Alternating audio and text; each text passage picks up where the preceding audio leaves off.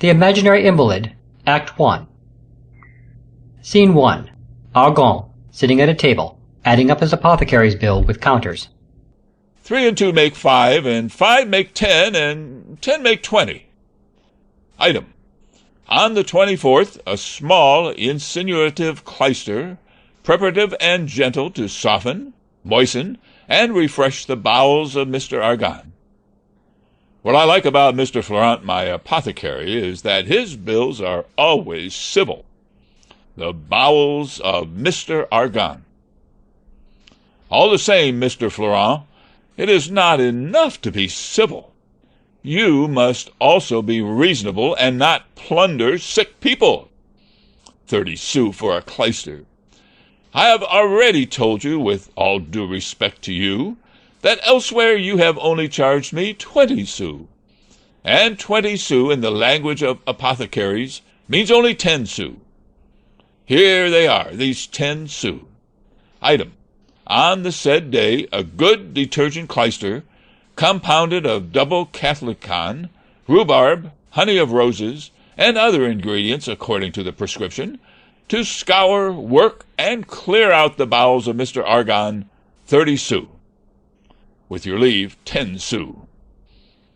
Item, on the said day, in the evening, a julep, hepatic, soporiferous, and somniferous, intended to promote the sleep of Mr. Argan, 35 sous.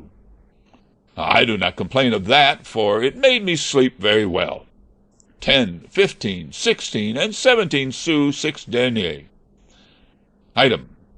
On the 25th, a good purgative and corroborative mixture, composed of fresh cassia with levantine senna and other ingredients according to the prescription of Mr. Purgan, to expel Mr. Argan's bile, 4 francs.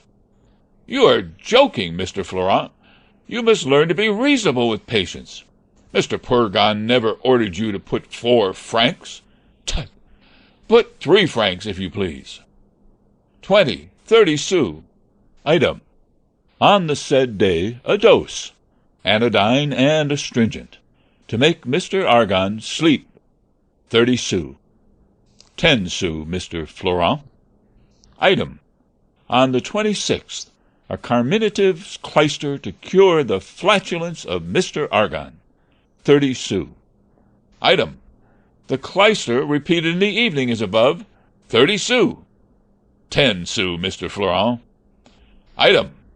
On the 27th, a good mixture composed for the purpose of driving out the bad humors of Mr. Argan, 3 francs. Good.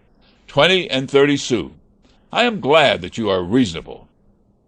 Item. On the 28th, a dose of clarified and edulcorated whey, to soften, lenify, temper, and refresh the blood of Mr. Argan, 20 sous. Good. 10 sous. Item. A potion, cordial and preservative, composed of 12 grains of bezoar, syrup of citrons and pomegranates, and other ingredients according to the prescription, 5 francs. Ah, Mr. Florent, gently, if you please. If you go on like that, no one will wish to be unwell. Be satisfied with 4 francs. 24 sous. 3 and 2 are 5, and 5 are 10, and 10 are 20. 63 francs, 4 sous, 6 deniers. So that during this month I have taken 1, 2, 3, 4, 5, 6, 7, 8 mixtures, and 1, 2, 3, 4, 5, 6, 7, 8, 9, 10, 11, 12 clysters. And last month there were 12 mixtures and 20 clysters.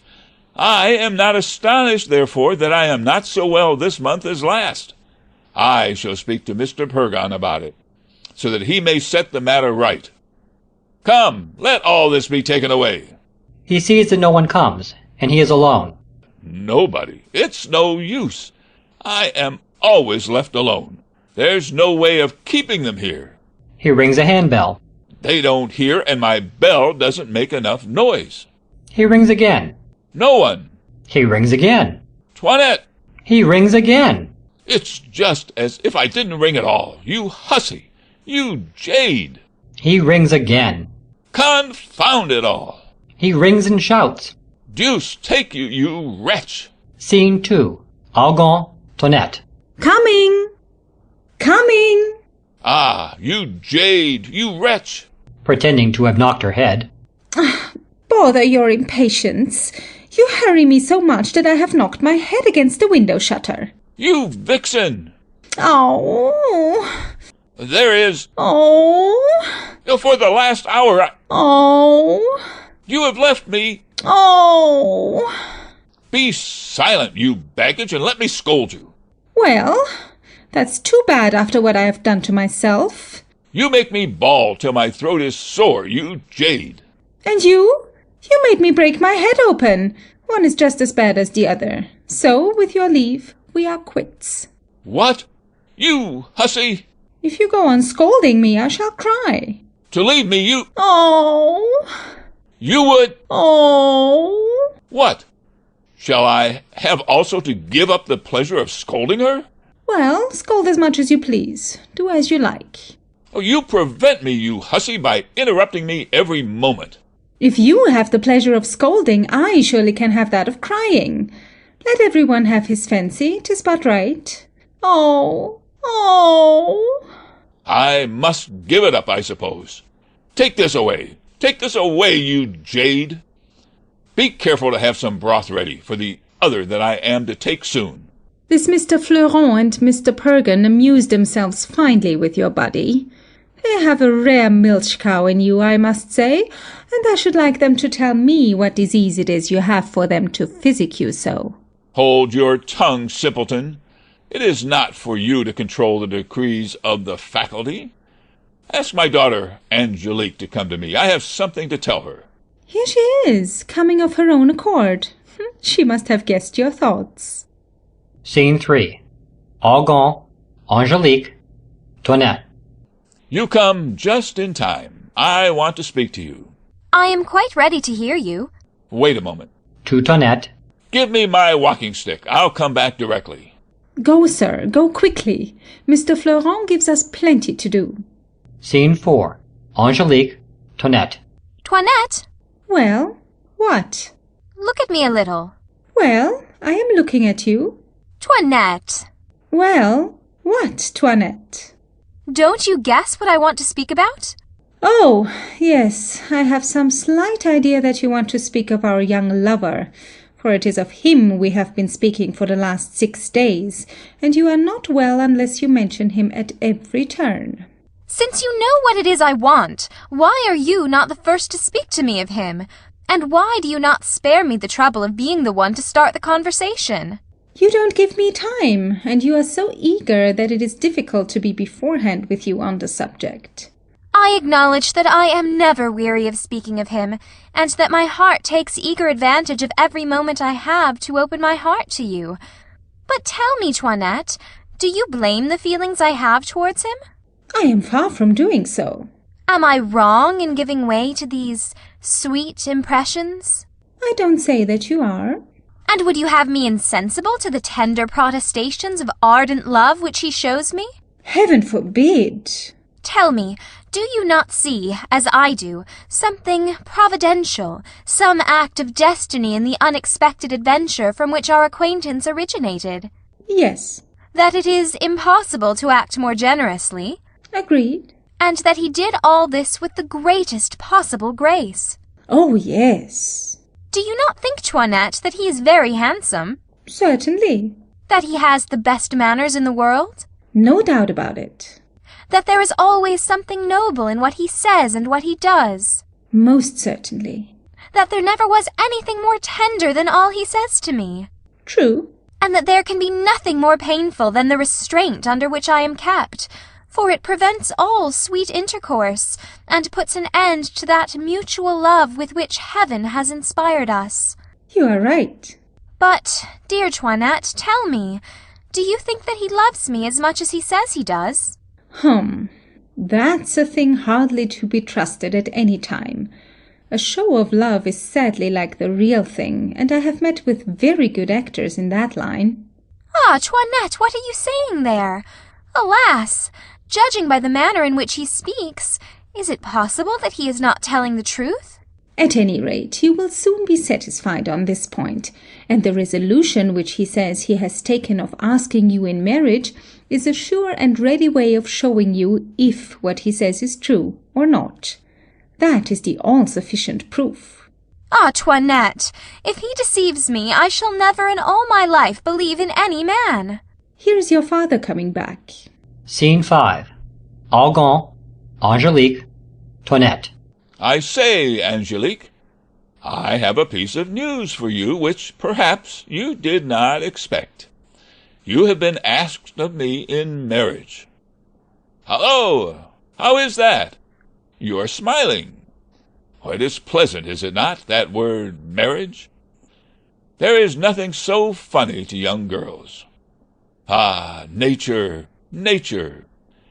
So, from what I see, daughter, there is no need of my asking you if you are willing to marry. I ought to obey you in everything, father.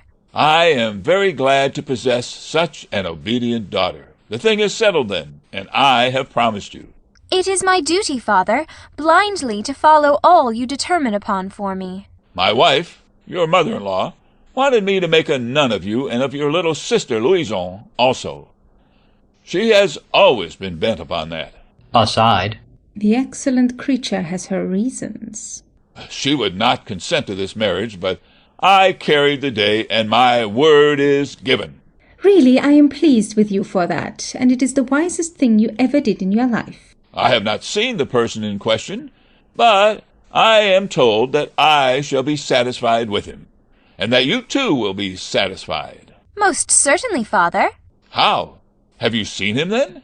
Since your consent to our marriage authorizes me to open my heart to you, I will not hide from you that chance made us acquainted 6 days ago, and that the request which has been made to you is the result of the sympathy we felt for one another at first sight. They did not tell me that, but I am glad of it. It is much better that things should be so. They say that he is a tall, well-made young fellow. Yes, father. Of a fine build. Yes, indeed. Pleasant. Certainly. A good face. Very good.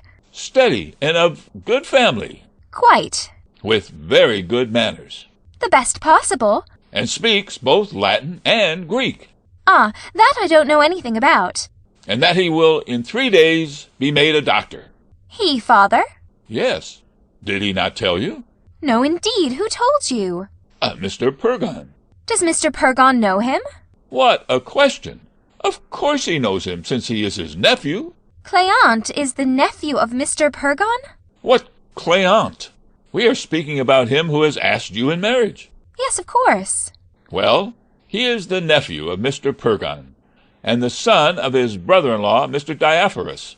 And this son is called Thomas Diaphorus, and not Cléante. Mr. Florent and I decided upon this match this morning, and tomorrow this future son-in-law will be brought to me by his father.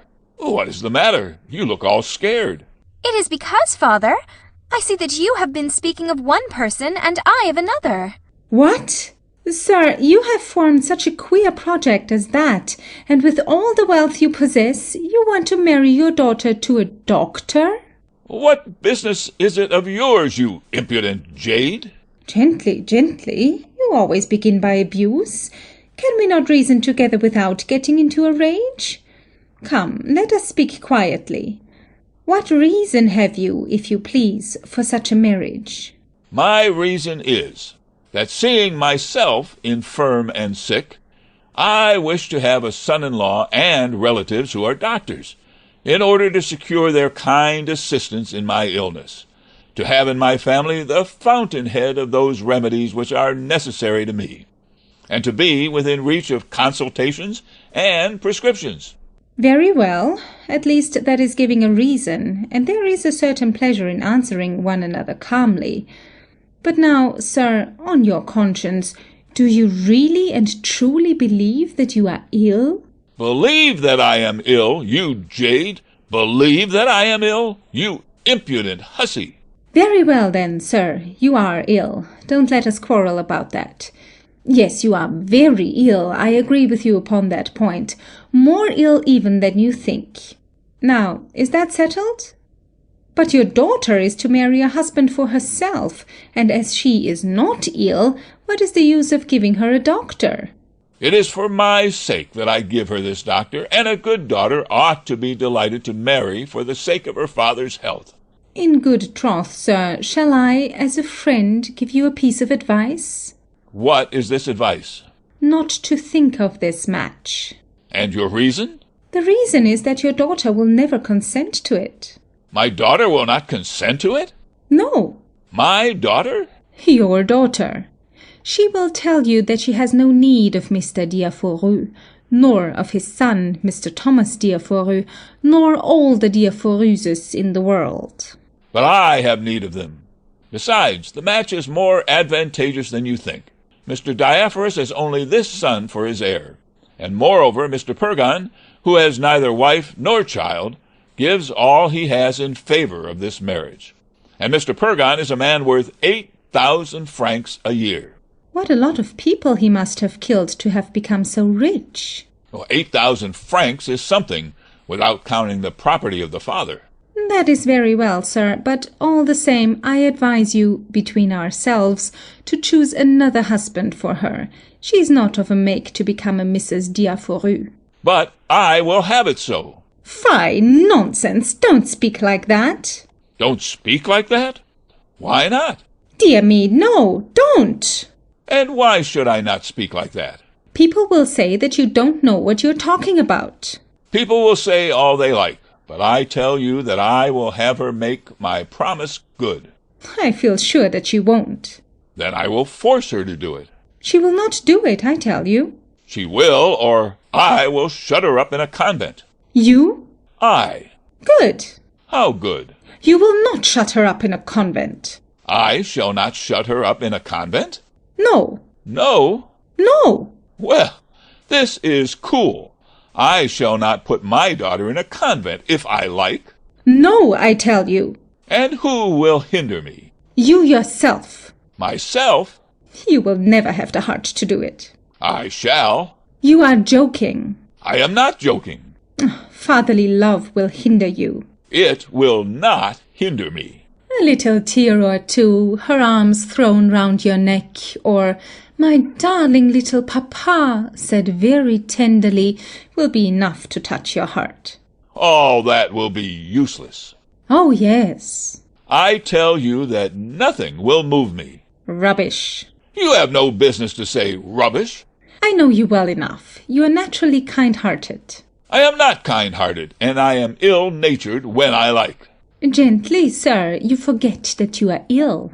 I command her to prepare herself to take the husband I have fixed upon. And I decidedly forbid her to do anything of the kind. What have we come to? And what boldness is this for a scrub of a servant to speak in such a way before her master? When a master does not consider what he is doing, a sensible servant should set him right. Running after Toinette, Ah, impudent girl, I will kill you! avoiding Argan and putting the chair between her and him, It is my duty to oppose what would be a dishonor to you. running after Toinette with his cane in his hand, Come here, let me teach you how to speak. running to the opposite side of the chair, I interest myself in your affairs as I ought to do, and I don't wish to see you commit any folly.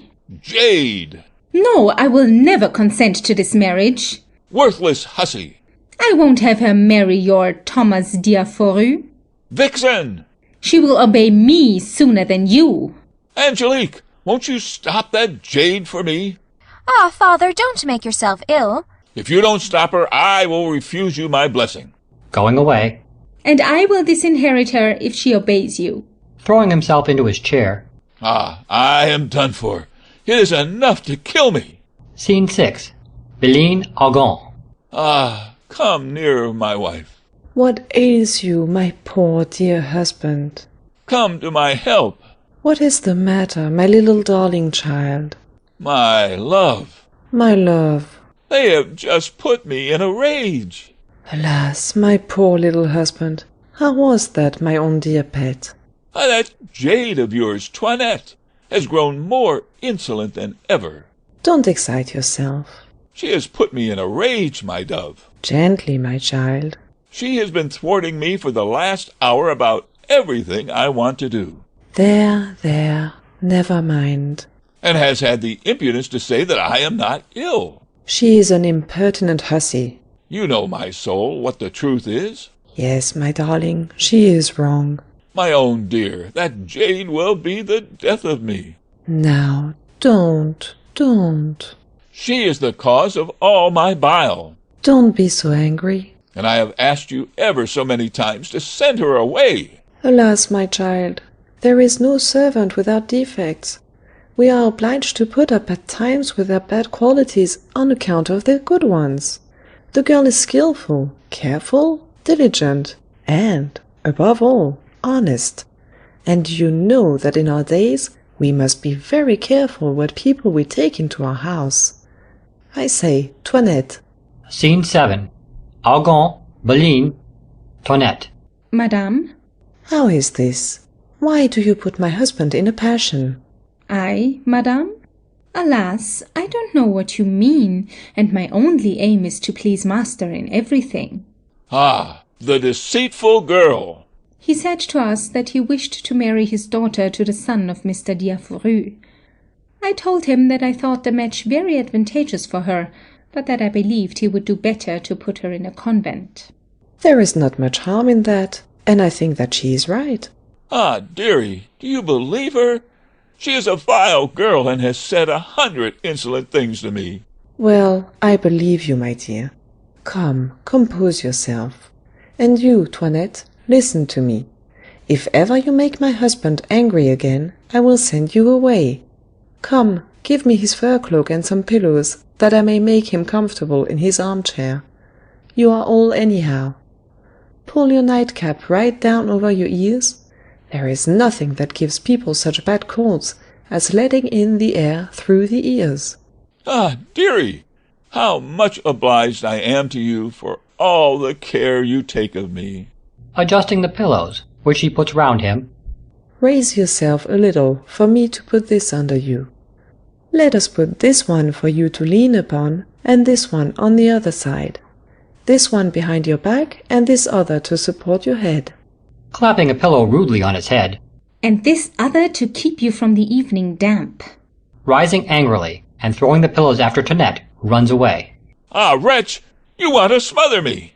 Scene 8. Argan, Bélin. Now, what is it again? Throwing himself in his chair. Ah, I can hold out no longer. But why do you fly into such a passion? She thought she was doing right. You don't know, darling, the wickedness of that villainous baggage. She has altogether upset me, and I shall want more than 8 different mixtures and 12 injections to remedy the evil. Come, my dearie, compose yourself a little. Lovey, you are my only consolation. Poor little pet. To repay you for all the love you have for me, my darling, I will, as I told you, make my will. Ah, my soul, do not let us speak of that, I beseech you. I cannot bear to think of it, and the very word will makes me die of grief. I had asked you to speak to our notary about it. There he is, close at hand. I have brought him with me. Well, make him come in then, my life. Alas, my darling, when a woman loves her husband so much, she finds it almost impossible to think of these things. Scene 9. Monsieur de Bonnefoy, Bélin, Argan. Come here, Mr. de Bonnefoy. Come here. Take a seat, if you please. My wife tells me, sir, that you are a very honest man, and altogether one of her friends. I have therefore asked her to speak to you about a will which I wish to make. Alas, I cannot speak of those things. She has fully explained to me your intentions, sir, and what you mean to do for her. But I have to tell you that you can give nothing to your wife by will. But why so? It is against custom. If you're in a district where statute law prevailed, the thing could be done. But in Paris, and in almost all places governed by custom, it cannot be done, and the will would be held void. The only settlement that man and wife can make on each other is by mutual donation while they are still alive. And even then, there must be no children from either that marriage or any previous marriage at the decease of the first who dies. Why, it's a very impertinent custom that a husband can leave nothing to a wife whom he loves, by whom he is tenderly loved, and who takes so much care of him. I should like to consult my own advocate to see what I can do. It is not to an advocate that you must apply, for they are very particular on this point, and think it a great crime to bestow one's property contrary to the law. They are people to make difficulties, and are ignorant of the bylaws of conscience. There are others whom you may consult with advantage on that point, and who have expedients for gently overriding the law, and for rendering just that which is not allowed. These know how to smooth over the difficulties of an affair, and to find the means of eluding custom by some indirect advantage. Without that, what would become of us every day? We must make things easy, otherwise we should do nothing, and I wouldn't give a penny for our business. Well, my wife had rightly told me, sir, that you were a very clever and honest man. What can I do, pray, to give her my fortune and deprive my children of it? What you can do? You can discreetly choose a friend of your wife, to whom you will give all your own in due form by your will, and that friend will give it up to her afterwards. Or else you can sign a great many safe bonds in favour of various creditors, who will lend their names to your wife, and in whose hands they will leave a declaration that what was done was only to serve her. You can also, in your lifetime, put in her hands ready money and bills, which you can make payable to the bearer. Alas, you must not trouble yourself about all that. If I lose you, my child, I will stay no longer in the world. My darling! Yes, my pet, if I were unfortunate enough to lose you. My dear wifey! Life would be nothing to me. My love!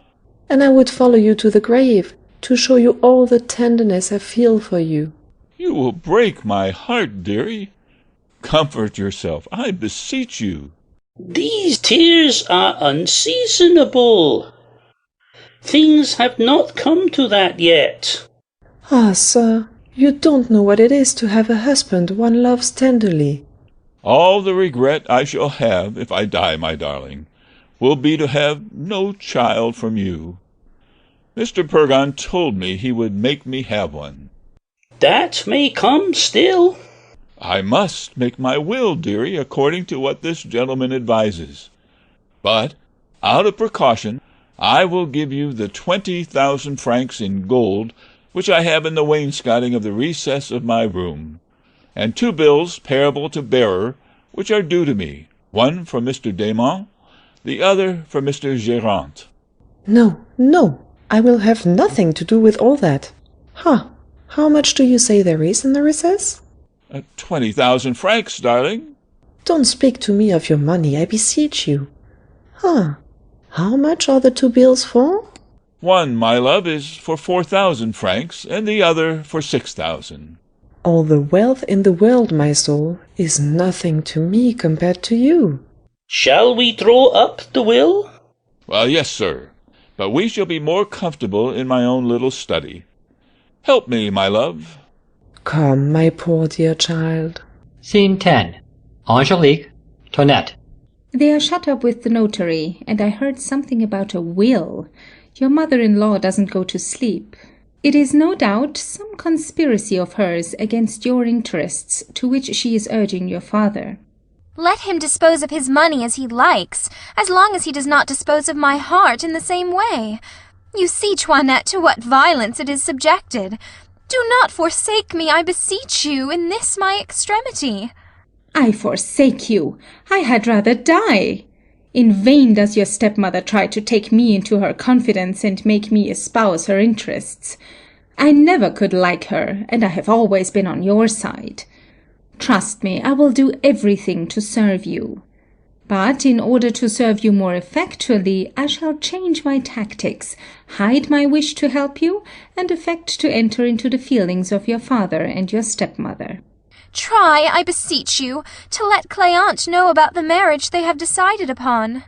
I have nobody to employ for that duty but the old usurer Punchinello, my lover.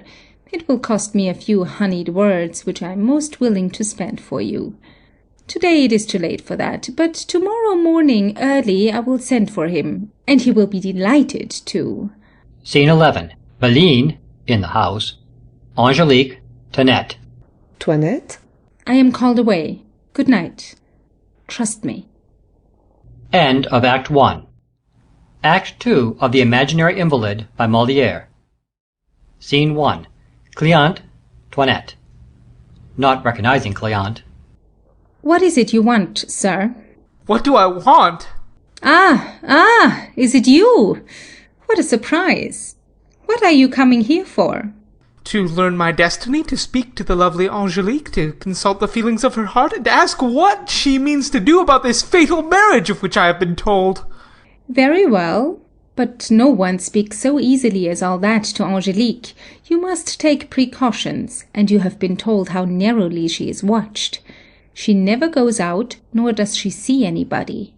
It was through the curiosity of an old aunt that we obtained leave to go to the play where your love began, and we have taken good care not to say anything about it.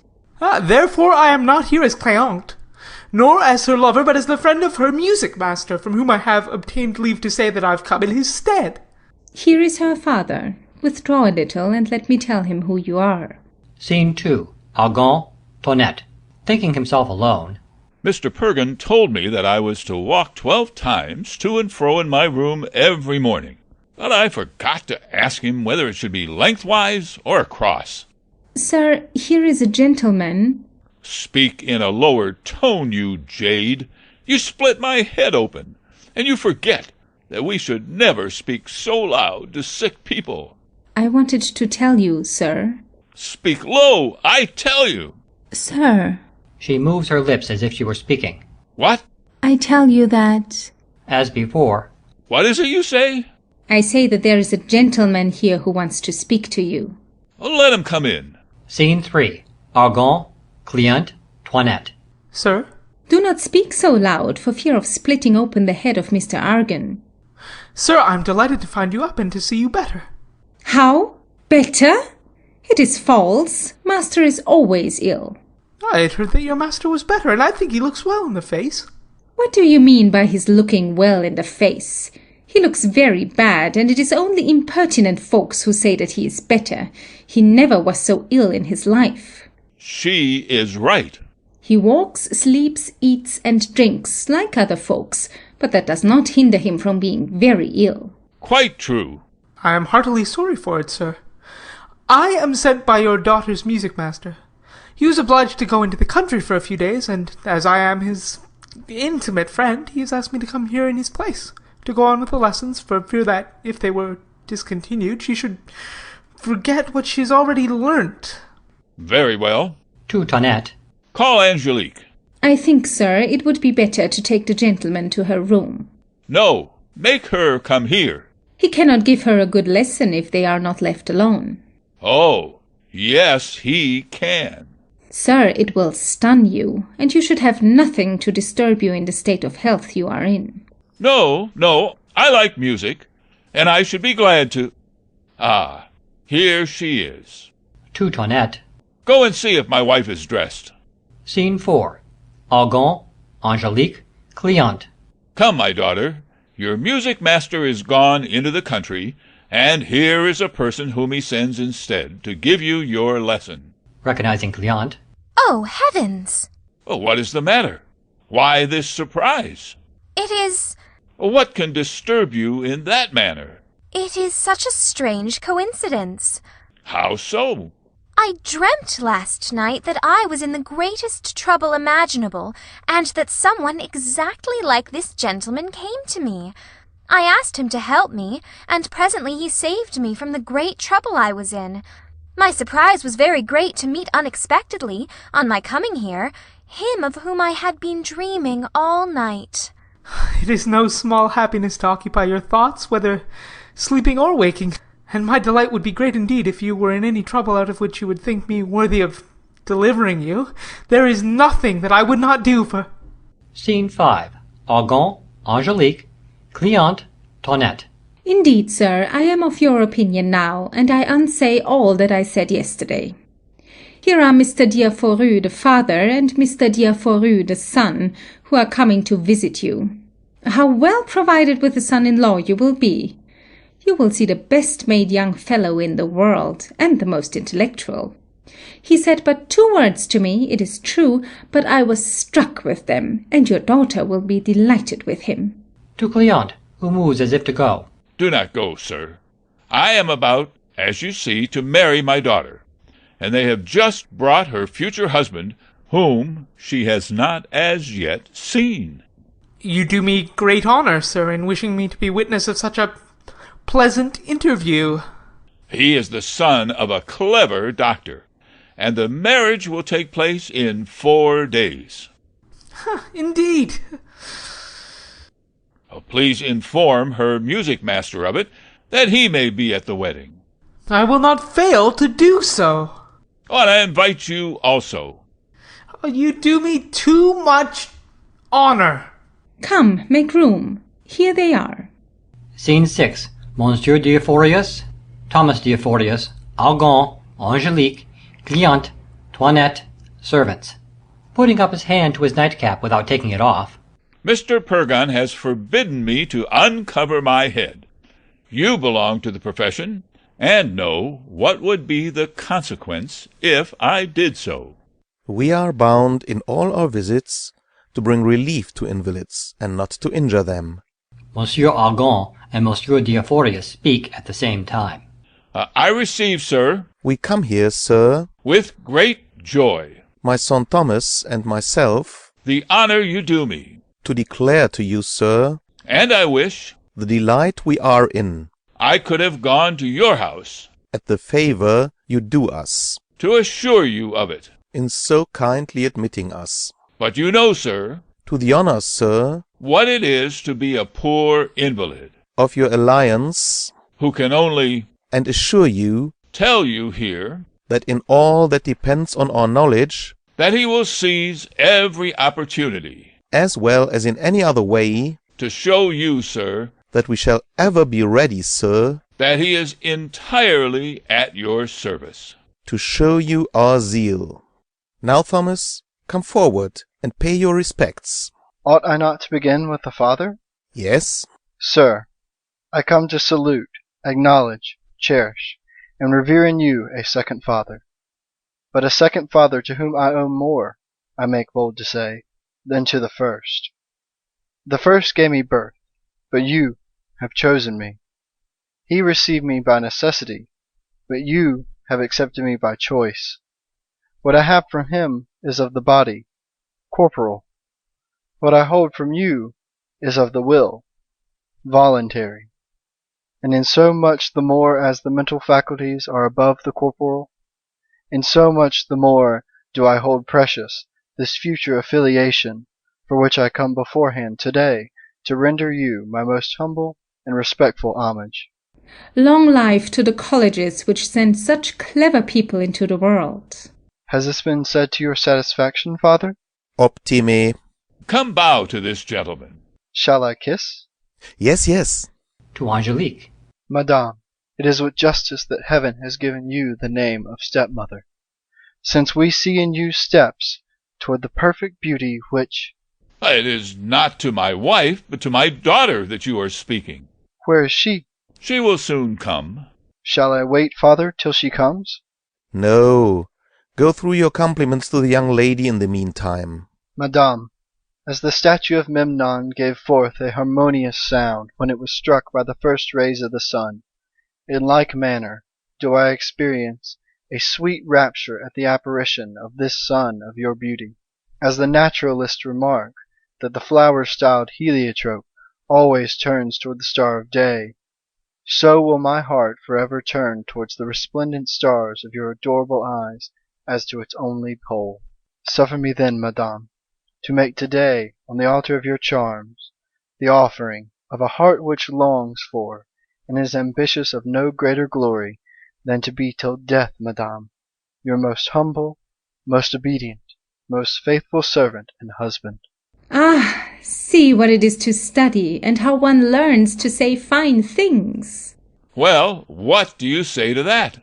The gentleman does wonders, and if he is as good a doctor as he is an orator, it will be most pleasant to be one of his patients. Certainly it will be something admirable if his cures are as wonderful as his speeches. Now quick, my chair, and seats for everybody. Servants bring chairs. Well, sit down here, my daughter. You see, sir, that everybody admires your son, and I think you very fortunate in being the father of such a fine young man. Sir, it is not because I am his father, but I can boast that I have reason to be satisfied with him, and that all those who see him speak of him as of a youth without guile. He has not a very lively imagination, nor that sparkling wit which is found in some others. But it is this which has always made me augur well of his judgment, a quality required for the exercise of our art. As a child he never was what is called sharp or lively. He was always gentle, peaceful, taciturn, never saying a word, and never playing at any of those little pastimes that we call children's games. It was found most difficult to teach him to read, and he was 9 years old before he knew his letters. A good omen, I used to say to myself. Trees slow of growth bear the best fruit. We engrave on marble with much more difficulty than on sand, but the result is more lasting. And that dullness of apprehension, that heaviness of imagination, is a mark of a sound judgment in the future. When I sent him to college, he found it hard work, but he stuck to his duty and bore up with obstinacy against all difficulties. His tutors always praised him for his assiduity and the trouble he took. In short, by dint of continual hammering, he at last succeeded gloriously in obtaining his degree. And I can say without vanity that from that time till now there has been no candidate who has made more noise than he in all the disputations of our school. There he has rendered himself formidable, and no debate passes but he goes and argues loudly and to the last extreme on the opposite side. He is firm in dispute, strong as a Turk in his principles, never changes his opinion, and pursues an argument to the last recesses of logic. But above all things what pleases me in him, and what I am glad to see him follow my example in, is that he is blindly attached to the opinions of the ancients, and that he would never understand nor listen to the reasons and the experiences of the pretended discoveries of our century concerning the circulation of the blood and other opinions of the same stamp. Pulling out of his pocket a long paper rolled up, and presenting it to Angelique. I have upheld against these circulators a thesis which, with the permission of this gentleman, I venture to present to the young lady as the first fruits of my genius. Sir, it is a useless piece of furniture to me. I do not understand these things. Taking the paper. Never mind, give it all the same. The picture will be of use, and we will adorn our attic with it. With the permission of this gentleman, I invite you to come one of these days to amuse yourself by assisting at the dissection of a woman upon whose body I am to give lectures. The treat will be most welcome. There are some who give the pleasure of seeing a play to their lady love, but a dissection is much more gallant. Moreover, in respect to the qualities required for marriage, I assure you that he is all you could wish, and that his children will be strong and healthy. Do you not intend, sir, to push his way at court, and obtain for him the post of physician there? To tell you the truth, I have never had any predilection to practice with the great. It never seemed pleasant to me, and I have found that it is better for us to confine ourselves to the ordinary public. Ordinary people are more convenient. You are accountable to nobody for your actions. And as long as you follow the common rules laid down by the faculty, there is no necessity to trouble yourself about the result. What is vexatious among people of rank is that when they are ill, they positively expect their doctor to cure them. How very absurd! How impertinent of them to ask of you doctors to cure them! You are not placed near them for that, but only to receive your fees and to prescribe remedies. It is their own lookout to get well if they can. Quite so. We are only bound to treat people according to form. Sir, please make my daughter sing before the company. I was waiting for your commands, sir, and I propose, in order to amuse the company, to sing with the young lady an operetta which has lately come out. There's your part. Mine? Don't refuse, pray, but let me explain to you what is the scene we must sing. I have no voice, but in this case it is sufficient if I make myself understood.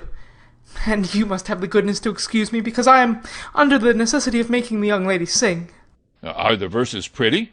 It is really nothing but a small extempore opera, and what you will hear is only rhythmical prose or a kind of irregular verse, such as passion and necessity make two people utter. Very well, let us hear. The subject of the scene is as follows. A shepherd was paying every attention to the beauties of a play, when he was disturbed by a noise close to him, and on turning round he saw a scoundrel who, with insolent language, was annoying a young shepherdess. He immediately espoused the cause of a sex to which all men owe homage, and after having chastised the brute for his insolence, he came near the shepherdess to comfort her. He sees a young girl with the most beautiful eyes he has ever beheld, who is shedding tears which he thinks the most precious in the world. Alas, says he to himself, can anyone be capable of insulting such charms?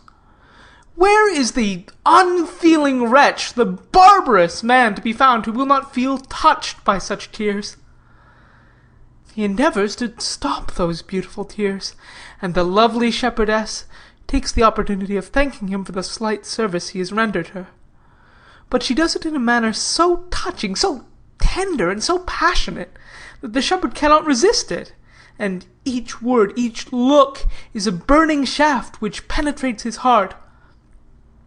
Is there anything in the world worthy of such thanks? And what will not one do? What service and what danger will not one be delighted to run to attract upon oneself, even for a moment, the touching sweetness of so grateful a heart? The whole play was acted without his paying any more attention to it.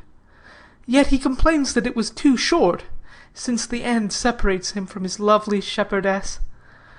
From that moment, from that first night, he carries away with him a love which has the strength of a passion of many years. He now feels all the pangs of absence, and is tormented in no longer seeing what he beheld for so short a time. He tries every means to meet again with a sight so dear to him, and the remembrance of which pursues him day and night, but the great watch which is kept over his shepherdess deprives him of all the power of doing so. The violence of his passion urges him to ask in marriage the adorable beauty without whom he can no longer live, and he obtains from her the permission of doing so by means of a note that he has succeeded in sending to her. But he is told in the meantime that the father of her whom he loves has decided upon marrying her to another, and that everything is being got ready to celebrate the wedding. Judge what a cruel wound for the heart of that poor shepherd. Behold him suffering from this mortal blow. He cannot bear the dreadful idea of seeing her he loves in the arms of another. And in his despair he finds the means of introducing himself into the house of his shepherdess, in order to learn her feelings, and to hear from her the fate he must expect. There he sees everything ready for what he fears. He sees the unworthy rival whom the caprice of a father opposes to the tenderness of his love. He sees that ridiculous rival triumphant near the lovely shepherdess, as if already assured of his conquest. Such a sight fills him with a wrath he can hardly master. He looks despairingly at her whom he adores. But the respect he has for her and the presence of her father prevent him from speaking, except with his eyes. At last he breaks through all restraint, and the greatness of his love forces him to speak as follows.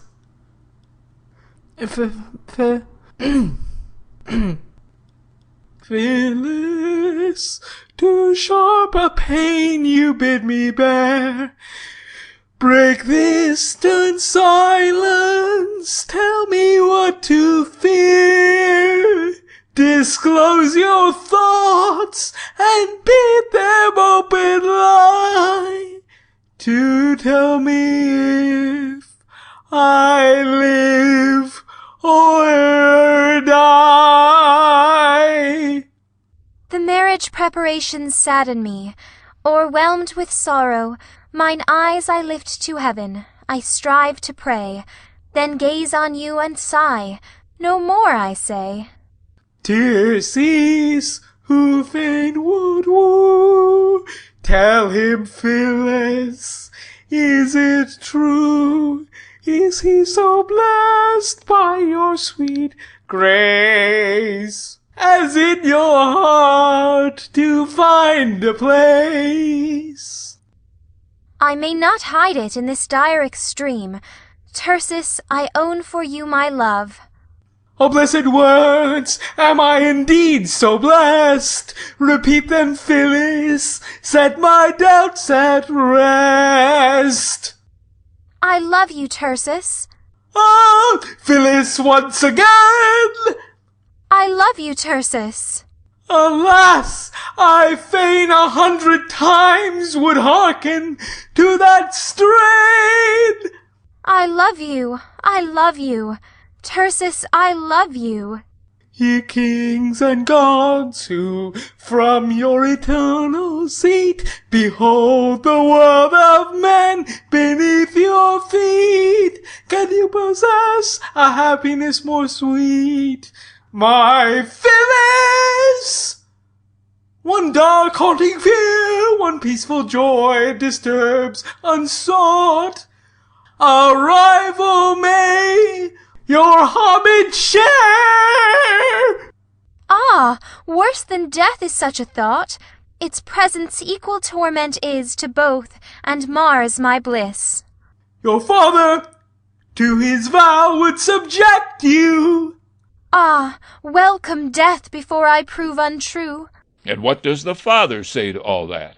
Then that father is a fool to put up with those silly things without saying a word. Ah, my love! No, that will do. An opera like that is in very bad taste.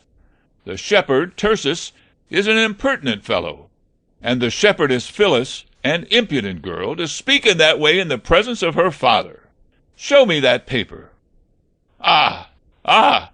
And where are the words that you have just sung? This is only the music. Are you not aware, sir, that the way of writing the words with the notes themselves has been lately discovered? Has it? Good-bye for the present.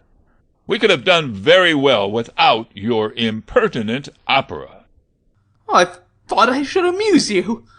Foolish things do not amuse, sir. Ah, here is my wife. Scene 7. Beline, Algon, Angelique, Monsieur Diaphordius, Thomas Diaphordius, Toinette. My love, here is the son of Mr. Diaphorus. Madame, it is with justice that heaven has given you the title of stepmother, since we see in you steps. Sir, I am delighted to have come here just in time to see you. Since we see in you, Madame, you have interrupted me in the middle of my period, and have troubled my memory. Keep it for another time. I wish, my dear, that you had been here just now. Ah, madame, how much you have lost by not being at the second father, the statue of Memnon, and the flower-styled heliotrope. Oh, come, my daughter, shake hands with this gentleman, and pledge him your troth. Father? Well, what do you mean by father? I beseech you not to be in such a hurry. Give us time to become acquainted with each other, and to see grow in us that sympathy so necessary to a perfect union. As far as I am concerned, madame, it is already full grown within me, and there is no occasion for me to wait. I am not so quick as you are, sir, and I must confess that your merit has not yet made enough impression on my heart. Oh, nonsense. There will be time enough for the impression to be made after you are married. Ah, my father, give me time, I beseech you. Marriage is a chain which should never be imposed by force, and if this gentleman is a man of honour, he ought not to accept a person who would be his only by force. Nego consequentiam. I can be a man of honour, madame, and at the same time accept you from the hands of your father. To do violence to anyone is a strange way of setting about inspiring love. We read in the ancients, madame, that it was their custom to carry off by main force from their father's house the maiden they wished to marry, so that the latter might not seem to fly of her own accord into the arms of a man. The ancients, sir, are the ancients, but we are the moderns. Pretences are not necessary in our age, and when a marriage pleases us, we know very well how to go to it without being dragged by force. Have a little patience. If you love me, sir, you ought to do what I wish. Certainly, madame, but without prejudice to the interest of my love. But the greatest mark of love is to submit to the will of her who is loved. Distingua, madame, in what does not regard the possession of her, concedo, but in what regards it, nego. It is in vain for you to argue. This gentleman is brand new from the college, and will be more than a match for you. Why resist and refuse the glory of belonging to the faculty? She may have some other inclination in her head. If I had, madam, it would be such as reason and honour allow. Heyday! I am acting a pleasant part here. If I were you, my child, I would not force her to marry. I know very well what I should do. I know what you mean, madam, and how kind you are to me, but it may be hoped that your advice may not be fortunate enough to be followed. That is because well-brought-up and good children, like you, scorn to be obedient to the will of their fathers. Obedience was all very well in former times. The duty of a daughter has its limits, madam, and neither reason nor law extend it to all things. Which means that your thoughts are all in favour of marriage, but that you will choose a husband for yourself.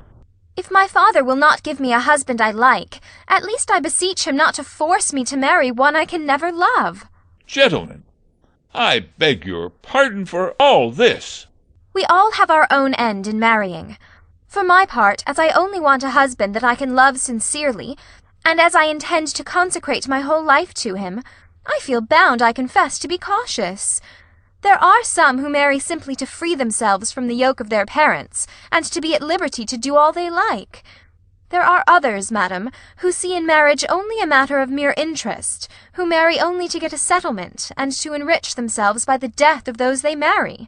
They pass without scruple from husband to husband, with an eye to their possessions.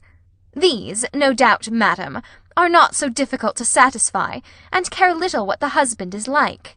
You are very full of reasoning today. I wonder what you mean by this. I, madam? What can I mean but what I say? You are such a simpleton, my dear, that one can hardly bear with you.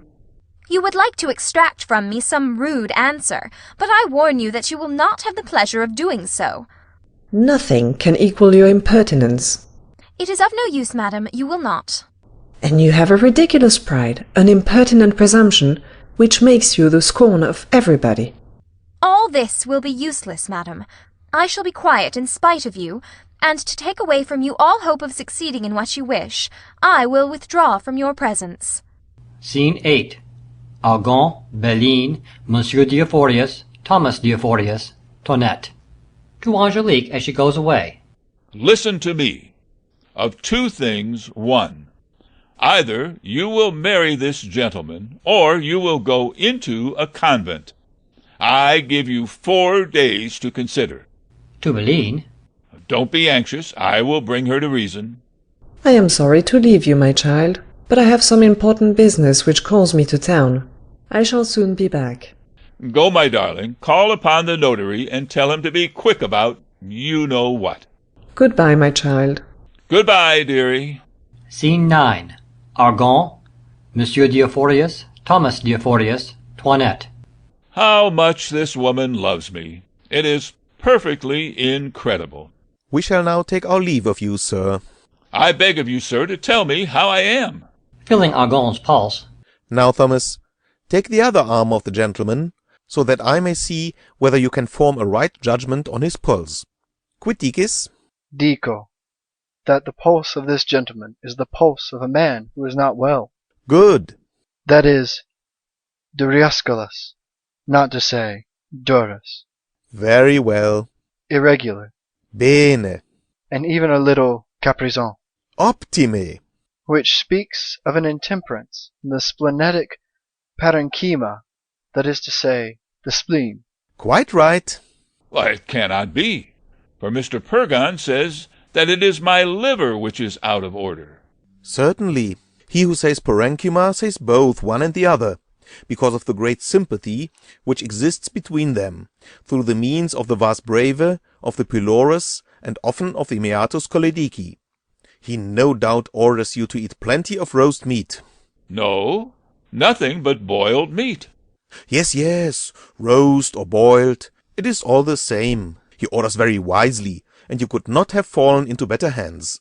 Sir, tell me, how many grains of salt I ought to put to an egg?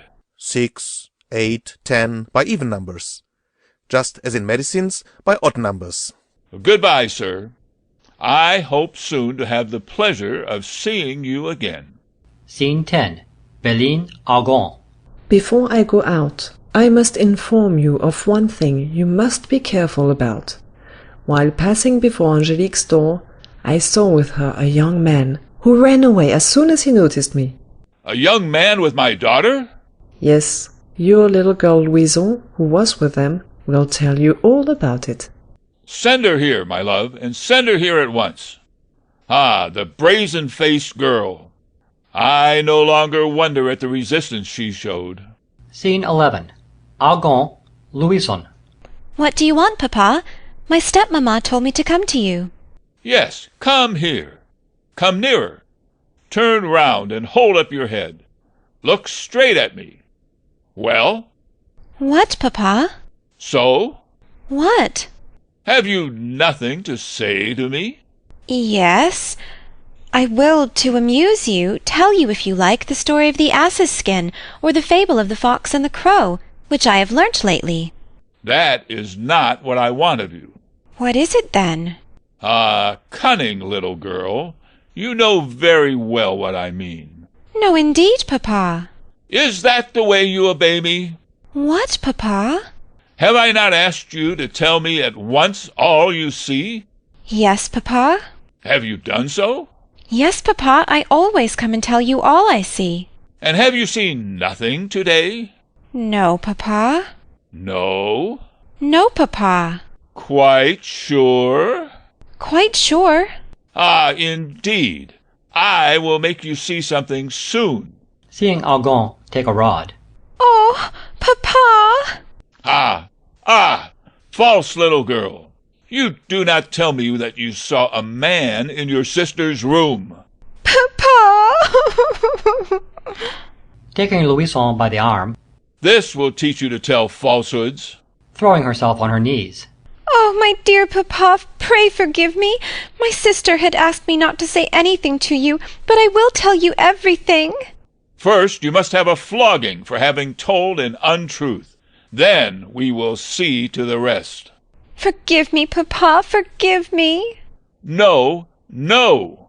My dear Papa, don't whip me. Yes, you shall be whipped. For pity's sake, don't whip me, Papa. Going to whip her. Come, come. Oh, Papa, you have hurt me. I am dead. She feigns to be dead. How now? What does this mean? Louison, Louison, ah, heaven, Louison, my child, ah, wretched father.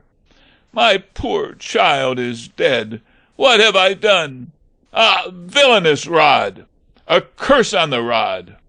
Ah, my poor child, my dear little Louison. Come, come, dear papa, don't weep so. I am not quite dead yet. Just see the cunning little wench. Well, I forgive you this once, but you must tell me everything. Oh, yes, dear papa. Be sure you take great care, for here is my little finger that knows everything, and it will tell me if you don't speak the truth. But, papa, you won't tell sister that I told you. No, no. After having listened to see if anyone can hear, Papa, a young man came into sister's room while I was there. Well? I asked him what he wanted. He said that he was her music master. I see. Well? Then sister came. Well? She said to him, "Go away, go away, go! Good heavens, you will drive me to despair." Well? But he would not go away. What did he say to her? Oh, ever so many things. But what? He told her this and that and the other, that he loved her dearly, that she was the most beautiful person in the world. And then, after? Then he knelt down before her. And then? Then he kept on kissing her hands. And then? Then my mamma came to the door and he escaped. Nothing else? No, dear papa. Here is my little finger which says something, though. putting his finger up to his ear, Wait. Stay, eh? Yes. Oh. Here is my little finger, which says that there is something you saw, and which you do not tell me. Oh, papa, your little finger is a storyteller. Take care. No, don't believe him. He tells a story, I assure you. Oh, well, we will see to that. Go away now and pay great attention to what you see. Children are no longer children nowadays. What trouble! I have not even enough leisure to attend to my illness. I am quite done up. He falls down into his chair. Scene 12. Boralde, Algon. Well, brother, what is the matter? How are you? Very bad, brother. Very bad. How is that? No one would believe how very feeble I am. That's a sad thing indeed. I have hardly enough strength to speak. I came here, brother, to propose a match for my niece, Angelique. In a rage, speaking with great fury, and starting up from his chair. Brother, don't speak to me of that wicked, good-for-nothing, insolent, brazen-faced girl. I will put her in a convent before 2 days are over. All right. I am glad to see that you have a little strength still left, and that my visit does you good. Well, we will talk of business by and by. I have brought you an entertainment, which will dissipate your melancholy and will dispose you better for what we have to talk about. They are gypsies, dressed in Moorish clothes. They perform some dances mixed with songs, which I am sure you will like, and which will be as good as a prescription from Mr. Purgon. Come along. End of Act 2. Act 3 of The Imaginary Invalid by Molière. Scene 1. Boralde, Algon, Toinette. Well, brother, what do you say to that? Isn't it as good as a dose of cassia? Oh, good cassia is a very good thing, sir. Now, shall we have a little chat together? Wait a moment, brother. I'll be back directly. Here, sir, you forget that you cannot get about without a stick. To be sure. Scene 2. Boralde, Toinette. Pray do not give up the interest of your niece. No, I shall do all in my power to forward her wishes. We must prevent this foolish marriage which he has got into his head from taking place. And I thought to myself that it would be a good thing to introduce a doctor here, having a full understanding of our wishes, to disgust him with this Mr. Purgon, and to abuse his mode of treating him.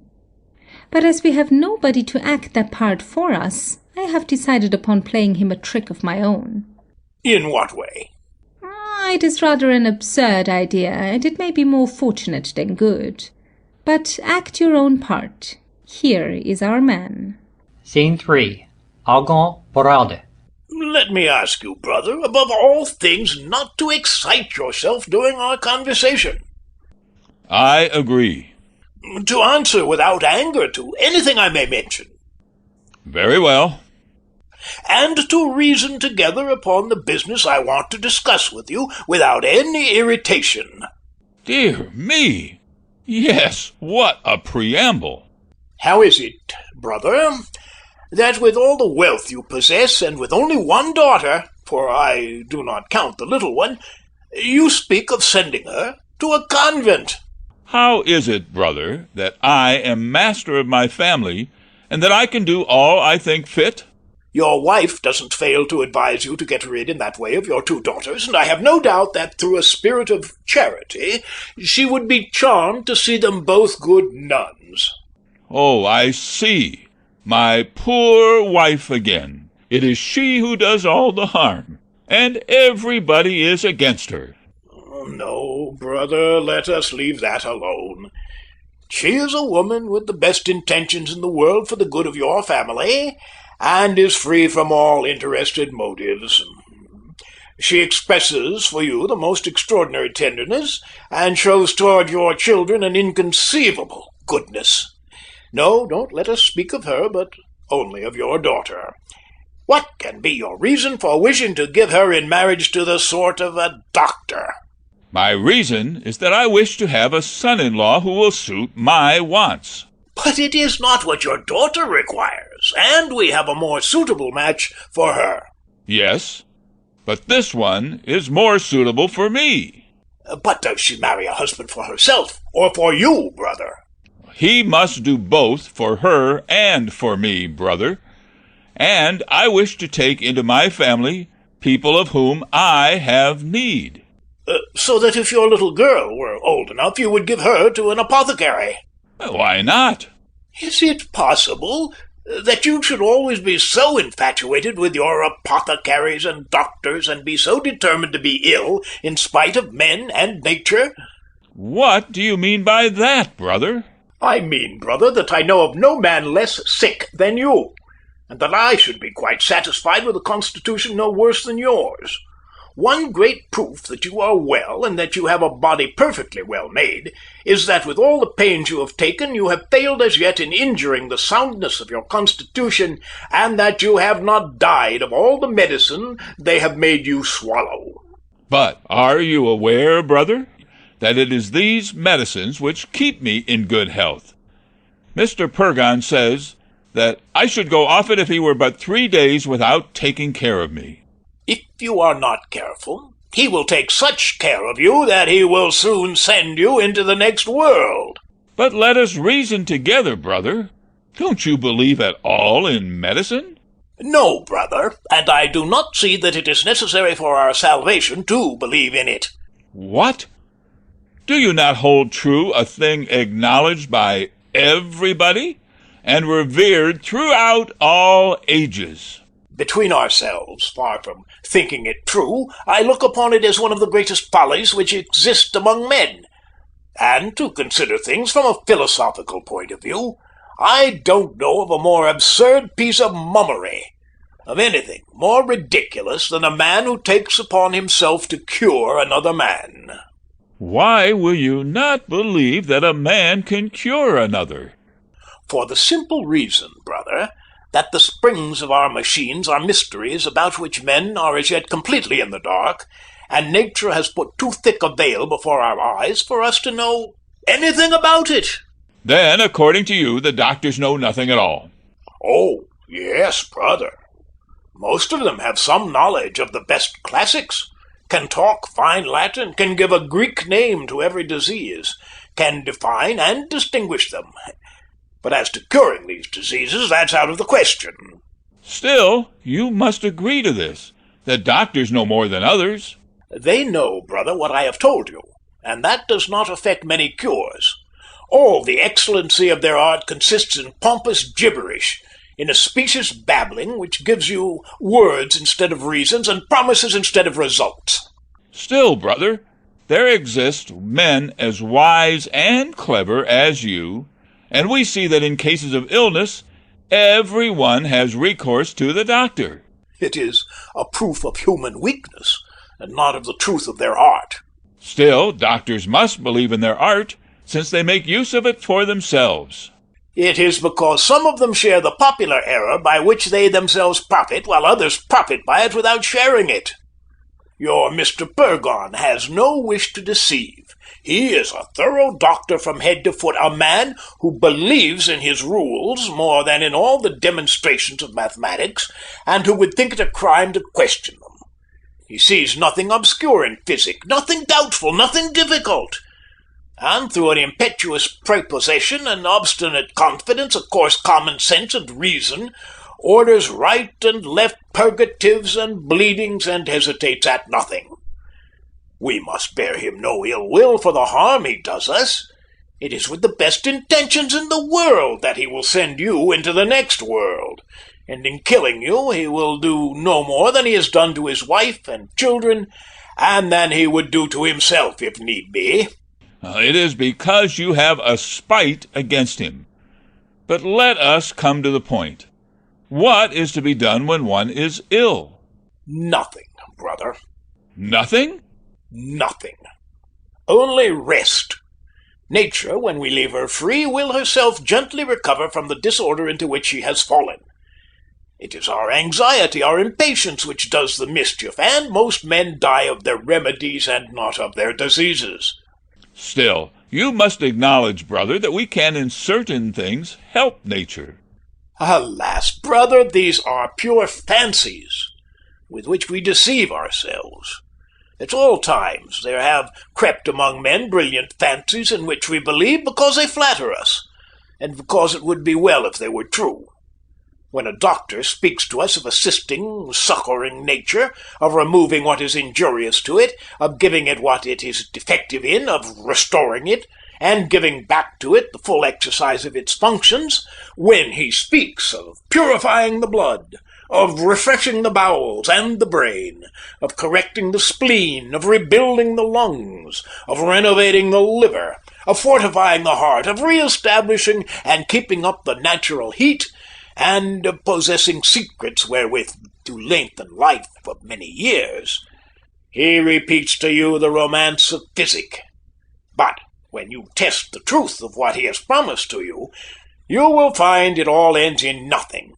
It is like those beautiful dreams which only leave you in the morning the regret of having believed in them. Which means that all the knowledge of the world is contained in your brain, and that you think you know more than all the great doctors of our age put together. When you weigh words and actions, your great doctors are two different kinds of people. Listen to their talk. They are the cleverest people in the world. See them at work, and they are the most ignorant. Heyday!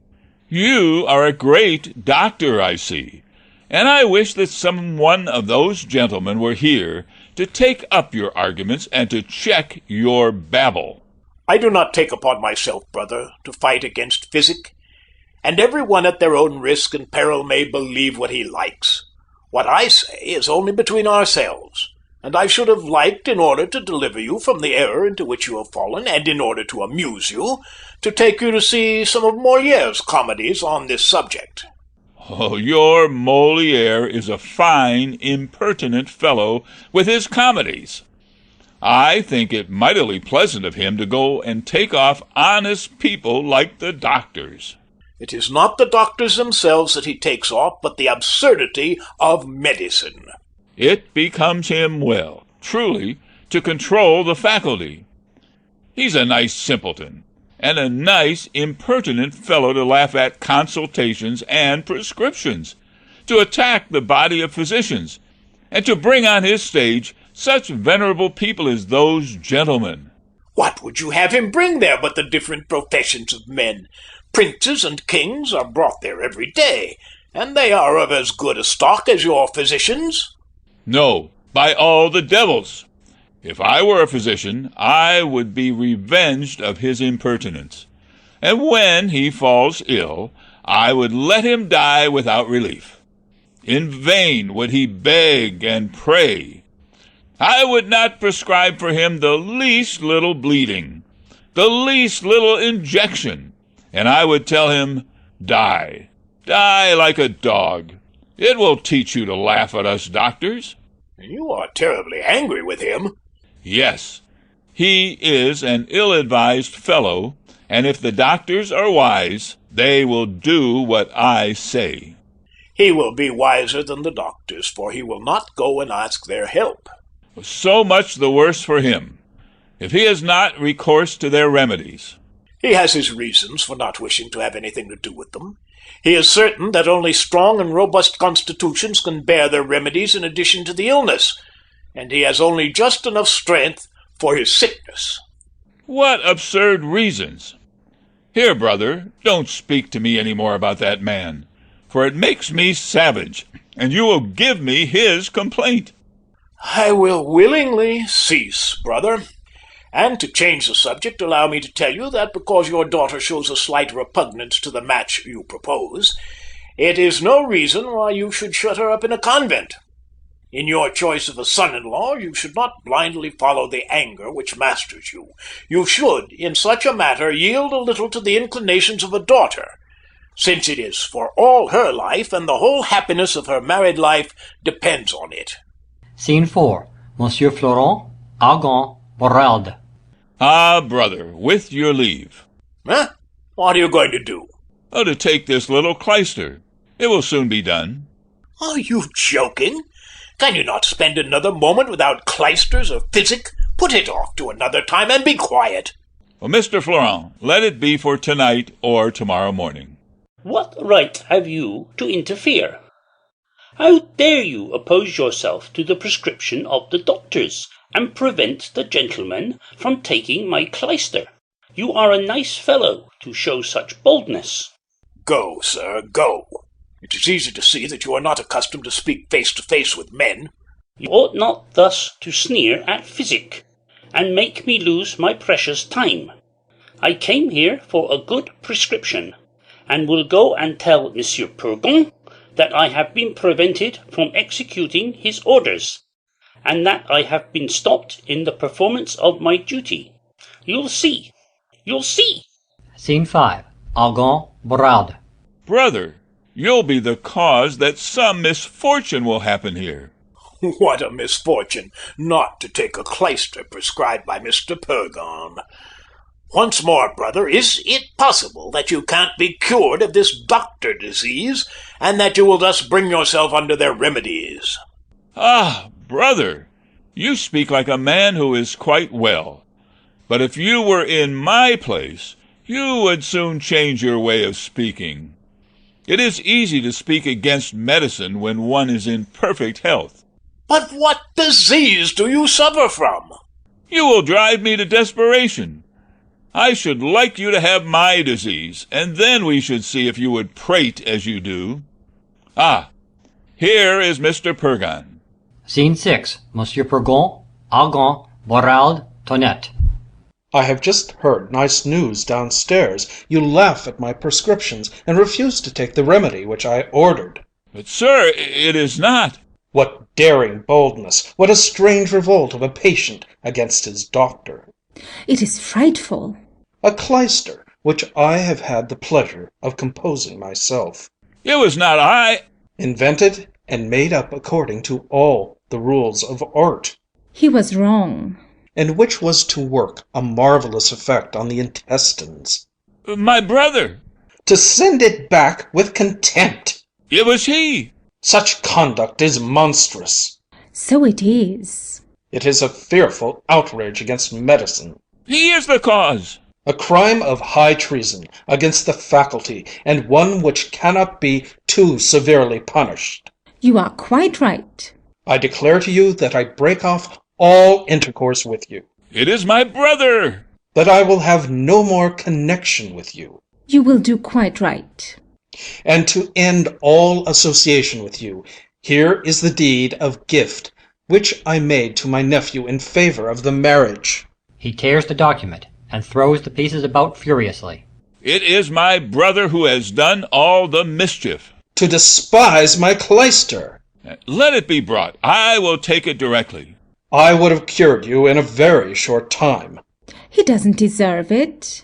I was about to cleanse your body and clear it of its bad humors. Ah, my brother.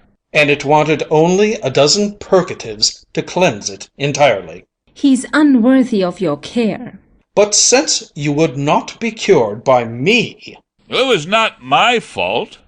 Since you have forsaken the obedience you owe to your doctor, it cries for vengeance. Since you have declared yourself a rebel against the remedies I had prescribed for you. No, certainly not. I must now tell you that I give you up to your bad constitution, to the intemperament of your intestines, to the corruption of your blood, to the acrimony of your bile, and to the feculence of your humors. It serves you right. Alas! And I will have you before 4 days in an incurable state. Ah! Mercy on me! You shall fall into bradypepsia. Mr. Purgon! From bradypepsia to dyspepsia. Mr. Purgon! From dyspepsia to apopepsy. Mr. Purgon! From apopepsy into lientery. Mr. Purgon! From lientery into dysentery. Mr. Purgon! From dysentery into dropsy. Mr. Purgon! And from dropsy to the deprivation of life into which your folly will bring you. Scene 7. Algon Borade. Ah, heaven! I am dead. Brother, you have undone me. Why? What is the matter? I am undone. I feel already that the faculty is avenging itself. Really, brother, you are crazy. And I would not for a great deal that you should be seen acting as you are doing. Shake yourself a little. I beg, recover yourself. And do not give way so much to your imagination. You hear, brother, with what strange diseases he has threatened me. What a foolish fellow you are.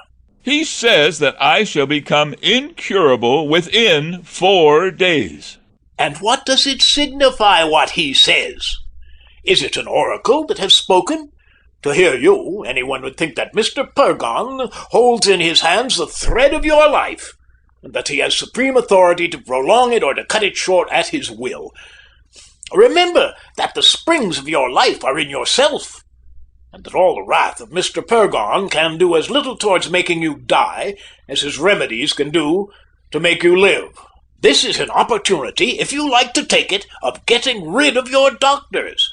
And if you are so constituted that you cannot do without them, it is easy for you, brother, to have another with whom you run less risk. Ah, brother, he knows all about my constitution and the way to treat me. I must acknowledge that you are greatly infatuated and that you look at things with strange eyes. Scene 8. Algon, Toinette, Borade. There is a doctor here, sir, who desires to see you.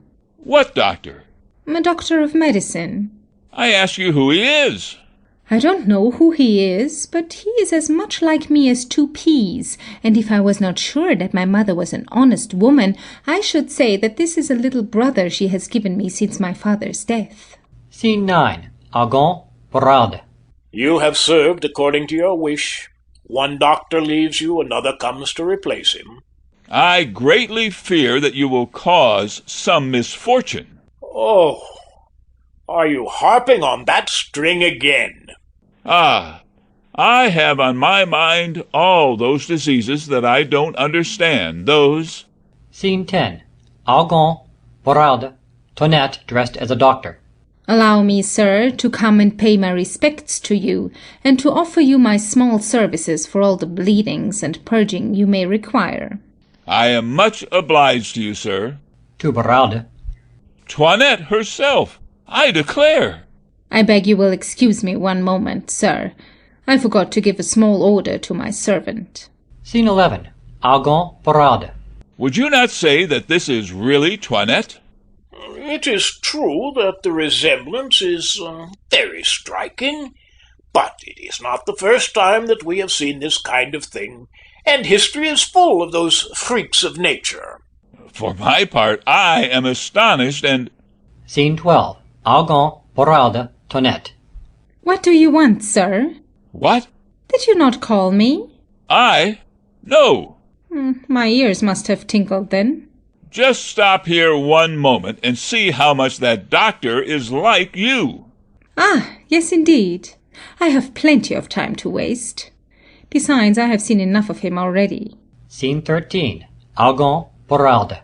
Had I not seen them both together, I should have believed it was one and the same person. I have read wonderful stories about such resemblances, and we have seen some in our day that have taken in everybody. For my part, I should have been deceived this time, and sworn that the two were but one. Scene 14. Algon, Boralda, Toinette, as a doctor. Sir, I beg your pardon with all my heart. Oh, it is wonderful. You will not take amiss, I hope, the curiosity I feel to see such an illustrious patient, and your reputation, which reaches the farthest ends of the world, must be my excuse for the liberty I am taking.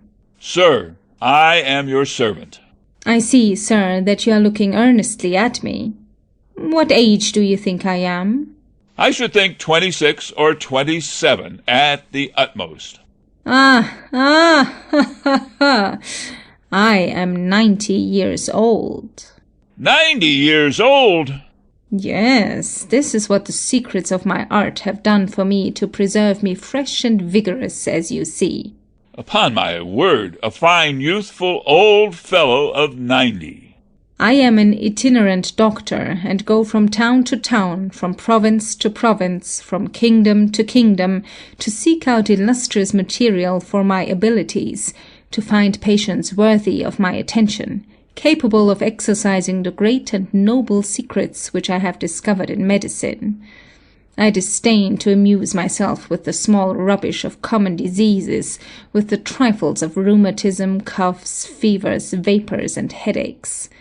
I require diseases of importance, such as good non-intermittent fevers with delirium, good scarlet fevers, good plagues, good confirmed dropsies, good pleurisy with inflammations of the lungs. These are what I like, what I triumph in, and I wish, sir, that you had all those diseases combined, that you had been given up, despaired of by all the doctors, and at the point of death, so that I might have the pleasure of showing you the excellency of my remedies, and the desire I have of doing you service. I am greatly obliged to you, sir, for the kind intentions you have towards me. Let me feel your pulse. Come, beat properly, please. Ah, I will soon make you beat as you should. This pulse is trifling with me. I see that it does not know me yet. Who is your doctor? Mr. Purgon. That man is not noted in my books among the great doctors. What does he say you are ill of? He says it is the liver, and others say it is the spleen. They are a pack of ignorant blockheads. You are suffering from the lungs. The lungs? Yes. What do you feel? From time to time, great pains in my head. Just so, the lungs. At times it seems as if I had a mist before my eyes. The lungs. I feel sick now and then. The lungs.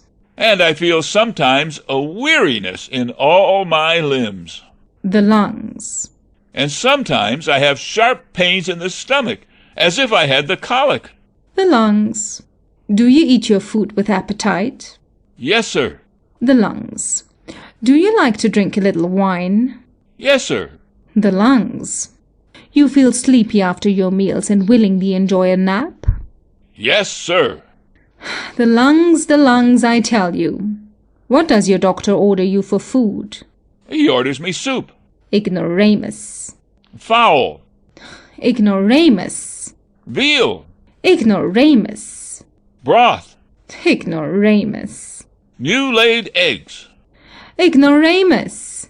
And, at night, a few prunes to relax the bowels. Ignoramus. And, above all, to drink my wine well diluted with water. Ignorantus ignoranta ignorantum. You must drink your wine pure, and to thicken your blood, which is too thin, you must eat good fat beef, good fat pork, good Dutch cheese, some gruel, rice puddings, chestnuts, and thin cakes, to make all adhere and conglutinate. Your doctor is an ass. I will send you one of my own school, and will come and examine you from time to time during my stay in this town. You will oblige me greatly. What the deuce do you want with this arm? What? If I were you, I should have cut it off on the spot. Why? Don't you see that it attracts all the nourishment to itself and hinders this side from growing? Maybe, but I have need of my arm. You have also a right eye that I would have plucked out if I were in your place. My right eye plucked out? Don't you see that it interferes with the other and robs it of its nourishment? Believe me, have it plucked out as soon as possible. You will see all the clearer with the left eye. There is no need to hurry. Goodbye. I am sorry to leave you so soon, but I must assist a grand consultation which is to take place about a man who died yesterday. About a man who died yesterday? Yes, that we may consider and see what ought to have been done to cure him. Goodbye. You know that patients do not use ceremony. Scene 15. Algon Borald. Upon my word, this doctor seems to be a very clever man. Yes, but he goes a little too fast. All great doctors do so. Cut off my arm and pluck out my eye so that the other may be better? I had rather that it were not better. A nice operation indeed, to make me at once one-eyed and one-armed. Scene 16. Algon Borald Tenet. Pretending to speak to somebody. Come, come, I am your servant. I'm in no joking humour. What is the matter? Your doctor, forsooth, who wanted to feel my pulse. Just imagine, and that, too, at 80 years of age. Now I say, brother, since you have quarrelled with Mr. Purgon, won't you give me leave to speak of the match which is proposed for my niece? No, brother, I will put her in a convent, since she has rebelled against me. I see plainly that there is some love business at the bottom of it all, and I have discovered a certain secret interview which they don't suspect me to know anything about. Well, brother, and suppose there were some little inclination, what could the harm be? Would it be so criminal when it all tends to what is honourable? Marriage? Be that as it may, she will be a nun. I have made up my mind. You intend to please somebody by so doing. I understand what you mean. You always come back to that. And my wife is very much in your way. Well, yes, brother, since I must speak out, it is your wife I mean. For I can no more bear with your infatuation about doctors than with your infatuation about your wife, and see you run headlong into every snare she lays for you. Ah, sir, don't talk so of mistress. She is a person against whom there is nothing to be said, a woman without deceit, and who loves master. Ah, who loves him. I can't express how much. To Borald. Just ask her all the caresses she lavishes for me. Yes, indeed. And all the uneasiness my sickness causes her. Certainly. And the care and trouble she takes about me. Quite right. To Borald. Will you let me convince you, and to show you at once how my mistress loves my master? To Algon. Sir, allow me to undeceive him and to show him his mistake. How? My mistress will soon come back. Stretch yourself full length in this armchair and pretend to be dead. You will see what grief she will be in when I tell her the news. Very well. I consent. Yes, but don't leave her too long in despair, for she might die of it. Trust me for that. To Borald. Hide yourself in that corner. Scene 17. Algon Tonnet. Is there no danger in counterfeiting death? No, no. What danger can there be? Only stretch yourself there. It will be so pleasant to put your brother to confusion. Here is my mistress. Mind you keep still. Scene 18. Beline, Algon stretched out in his chair. Tonnet, pretending not to see Beline. Ah, heavens! Ah, what a misfortune! What a strange accident! What is the matter, Toinette? Ah, madame! What ails you? Your husband is dead. My husband is dead? Alas, yes, the poor soul is gone. Are you quite certain? Quite certain. Nobody knows of it yet. I was all alone here when it happened. He has just breathed his last in my arms. Here, just look at him, full length in his chair. Heaven be praised! I am delivered from a most grievous burden. How silly of you, Toinette, to be so afflicted at his death. Ah, madame, I thought I ought to cry. Pooh! It is not worth the trouble. What loss is it to anybody? And what good did he do in this world? A wretch, unpleasant to everybody, of nauseous, dirty habits, always a clyster or a dose of physic in his body, always snivelling, coughing, spitting, a stupid, tedious, ill-natured fellow, who was for ever fatiguing people and scolding night and day at his maids and servants. An excellent funeral oration. Toinette, you must help me to carry out my design, and you may depend upon it that I will make it worth your while if you serve me. Since, by good luck, nobody is aware of his death, let us put him into his bed and keep the secret until I have done what I want. There are some papers and some money I must possess myself of. It is not right that I should have passed the best years of my life with him without any kind of advantage. Come along, Toinette. First of all, let us take all the keys. Getting up hastily. Softly. So, my wife, it is thus you love me? Ah! The dead man is not dead. To Bélline, who goes away. I am very glad to see how you love me, and to have heard the noble panegyric you have made upon me.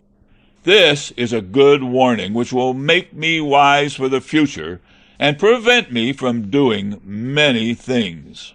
Scene 19. Beralde, coming out of the place where he was hiding. Algon, Toinette. Well, brother, you see... Now, really, I could never have believed such a thing. But I hear your daughter coming. Place yourself as you were just now, and let us see how she will receive the news. It is not a bad thing to try, and since you have begun, you will be able by this means to know the sentiments of your family towards you. Scene 20. Algon, Angelique, Toinette. Pretending not to see Angelique. Oh, heavens! What a sad accident! What an unhappy day! What ails you, Toinette, and why do you cry? Alas, I have such sad news for you. What is it? Your father is dead. My father is dead, Toinette? Yes, just look at him there. He died only a moment ago of a fainting fit that came over him. Oh, heavens! What a misfortune! What a cruel grief! Alas! Why must I lose my father, the only being left me in the world? And why should I lose him too at a time when he was angry with me? What will become of me, unhappy girl that I am? What consolation can I find after so great a loss? Scene 21. Algon, Angelique, Cléante, Toinette. What is the matter with you, dear Angelique? And what misfortune makes you weep? Alas! I weep for what was most dear and most precious to me. I weep for the death of my father. Oh, heaven! What a misfortune! What an unforeseen stroke of fortune! Alas! After I had asked your uncle to ask you in marriage, I was coming to see him, in order to try by my respect and entreaties to incline his heart to grant you to my wishes. Ah, Cléante, let us talk no more of this. Let us give up all hopes of marriage. Now my father is dead, I will have nothing to do with the world, and will renounce it forever. Yes, my dear father, if I resisted your will, I will at least follow out one of your intentions, and will by that make amends for the sorrow I have caused you. Kneeling. Let me, father, make you this promise here, and kiss you as a proof of my repentance. Kissing Angelique. Ah, my daughter. Ah! Come, do not be afraid, I am not dead. Ah, you are my true flesh and blood, and my real daughter. I am delighted to have discovered your good heart. Scene 22. Algon, Beralde, Angelique, Cléante, Toinette. Ah, what a delightful surprise! Father, since heaven has given you back to our love, let me here throw myself at your feet to implore one favour of you. If you do not approve of what my heart feels, if you refuse to give me Cléante for a husband, I conjure you at least not to force me to marry another. It is all I have to ask of you. Throwing himself at Argan's feet. Ah! Sir, allow your heart to be touched by her entreaties and by mine, and do not oppose our mutual love. Brother, how can you resist all this? Will you remain insensible before such affection? Well, let him become a doctor, and I will consent to the marriage. Yes, turn doctor, sir, and I will give you my daughter. Very willingly, sir, if it is all that is required to become your son-in-law. I will turn doctor, apothecary also, if you like. It's not such a difficult thing, after all, and I would do much more to obtain from you the fair Angelique. But, brother, it just strikes me. Why don't you turn doctor yourself? It would be much more convenient to have all you want within yourself. Quite true. That is the very way to cure yourself. There is no disease bold enough to dare to attack the person of a doctor. I imagine, brother, that you are laughing at me. Can I study at my age? Study? What need is there? You are clever enough for that. There are a great many who are not a bit more clever than you are. But one must be able to speak Latin well and know the different diseases and the remedies they require. When you put on the cap and gown of a doctor, all that will come of itself, and you will afterwards be much more clever than you care to be. What? We understand how to discourse upon diseases when we have that dress? Yes, you have only to hold forth when you have a cap and gown. Any stuff becomes learned, and all rubbish good sense. Look you, sir, a beard is something in itself. A beard is half the doctor. Anyhow, I'm ready for everything. Shall we have the thing done immediately? How immediately? Yes, in your house. In my house? Yes, I know a body of physicians, friends of mine, who will come presently and will perform the ceremony in your hall. It will cost you nothing. But what can I say? What can I answer? You will be instructed in a few words, and they will give you in writing all you have to say. Go and dress yourself directly, and I will send for them. Very well. Let it be done. Scene 23. Beralde, Angelique, Cléante. What is it you intend to do, and what do you mean by this body of physicians? What is it you are going to do? To amuse ourselves a little tonight. The players have made a doctor's admission the subject of an interlude with dances and music. I want everyone to enjoy it, and my brother to act the principal part in it. But, uncle, it seems to me that you are making fun of my father. But, niece, it is not making too much fun of him to fall in with his fancies. We may each of us take part in it ourselves, and thus perform the comedy for each other's amusement. Carnival time authorizes it. Let us go quickly and get everything ready. Do you consent to it? Yes, since my uncle takes the lead. End of Act 3. End of The Imaginary Invalid by Molière.